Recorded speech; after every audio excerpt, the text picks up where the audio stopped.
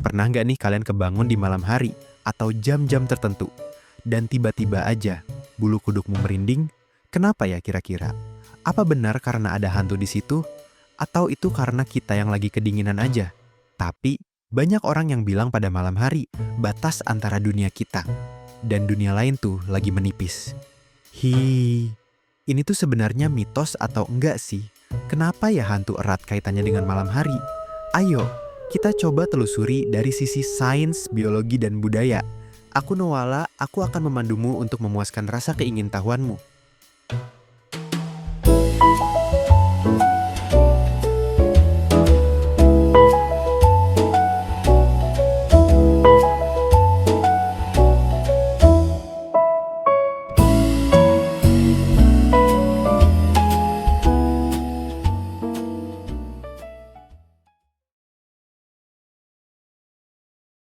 Pertama, mari kita mulai dari alat paling dasar yang kita andalkan, mata kita. Coba deh kamu melek di malam hari, tanpa penerangan. Rasanya pasti susah kan ngelihat sekitar? Kalau siang hari sih, kita bisa melihat dengan jelas berkat sel kerucut. Tapi kalau di kegelapan, sel batang yang mengambil alih. Sel batang ini super sensitif pada cahaya, tapi buruk dalam menangkap detail dan warna. Hasilnya, penglihatan kita di malam hari itu seperti foto yang buram dan hitam putih. Nah, otak kita tidak suka akan kekosongan informasi atau pandangan yang kurang jelas ini. Dia akan mencari-cari pola yang familiar dari gambar buram itu. Fenomena ini disebut pareidolia, atau otak kita terprogram untuk mengenali pola wajah dan figur, bahkan dalam rangsangan yang ambigu. Dalam gelap, sistem ini jadi overaktif. Retina kita berganti dari menggunakan kon untuk warna dan detail ke rod untuk cahaya redup dan gerakan. Kondisi rod sangat sensitif, namun tidak akurat, membuat kita mudah salah mengidentifikasi objek biasa sebagai sesuatu yang menyeramkan. Saat siang, kita lihat awan berbentuk kelinci. Saat gelap gulita, otak yang panik bisa mengubah tirai yang berkibar jadi penampakan Mbak Kunti. Serem. Jadi, ini tuh fenomena yang sangat wajar, guys. Tapi, bagaimana dengan sisi psikis kita? Di sini mulai nih, banyak faktor-faktor aneh yang mempengaruhi psikis kita. Ayo, kita bahas di bab 2. Menurut penelitian dalam jurnal Chronobiology International, ritme sirkadian atau jam biologis tubuh kita mencapai titik terendah untuk kewaspadaan antara pukul 2.00 hingga 4.00 dini hari. Waspadalah, tengah malam adalah gerbang menuju fase ini. Suhu tubuh turun, hormon melatonin memuncak, dan kognisi kita juga melambat. Dan akibatnya, kita secara alami berada dalam kondisi paling lemah dan paling mudah tersugesti. Pada saat yang sama, jika kita terbangun di jam-jam ini, kita mungkin mengalami sleep paralysis, atau biasa kita kenal dengan istilah tindihan. Dan ya, fenomena neurologis ini normal kok, walaupun agak aneh ya, saat kita terbangun dari fase tidur, REM, atau fase mimpi. Terkadang otak sudah sadar, tapi tubuh masih dalam kondisi tidur. Kombinasi ini menghasilkan pengalaman tindihan, yaitu kondisi ketika kita tidak bisa bergerak, ada tekanan di dada, dan yang paling menakutkan, mengalami halusinasi auditori dan visual yang detail. Seperti melihat sosok hitam di samping tempat tidur, atau mendengar suara-suara aneh di kamar.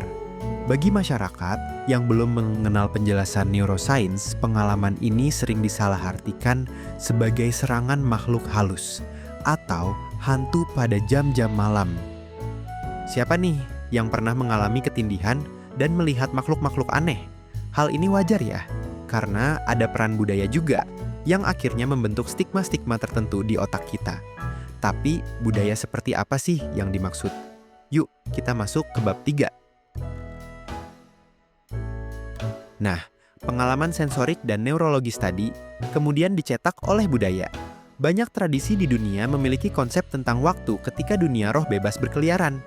Dalam tradisi di barat sana, ada nih istilah witching hour, atau waktu tertentu yang dipercaya punya aktivitas gaib paling kuat, biasanya sih tengah malam. Terus bagaimana nih dengan Indonesia? Di berbagai daerah di Indonesia, Waktu maghrib atau sandekala juga dianggap sebagai waktu yang tidak biasa, di mana anak-anak diminta masuk rumah dan kita disarankan tidak berada di tempat sepi. Kalau tidak, mitosnya akan digondol wewe gombel. Jam-jam ini dipercaya sebagai waktu di mana batas antara dunia nyata dan supernatural menipis. Selain itu, ada budaya populer seperti film dan cerita horor, kemudian menjadi pemantik yang sangat kuat. Hampir tidak ada adegan horor utama yang terjadi di siang bolong. Film horor seperti The Conjuring selalu menggunakan setting malam untuk membangun ketegangan. Media secara konsisten mengasosiasikan kegelapan dengan bahaya supernatural, menciptakan semacam stereotip di kepala kita. Jika kamu dengar suara aneh di siang hari, itu pasti suara tetangga. Hidup Jokowi! Sebaliknya, jika suara yang sama terdengar persis di tengah malam, itu sudah pasti suara hantu. Aneh ya, ini disebut bias konfirmasi, yaitu kondisi di mana kita mencari dan menafsirkan bukti yang sesuai dengan kepercayaan atau ketakutan yang sudah ada. Jika kita takut sesuatu akan muncul pas tengah malam, setiap suara atau bayangan aneh di jam itu akan langsung kita kaitkan dengan penampakan, walaupun kemungkinan itu hanya halusinasi kita. Dan hal ini akan mengakibatkan kita mengabaikan penjelasan yang lebih logis. Nah, kita udah membahas 3 faktor nih. Sekarang coba kita bahas. Dari mana asal-muasal persepsi bahwa hantu itu keluarnya pasti tengah malam? Ayo kita bahas di bab 4.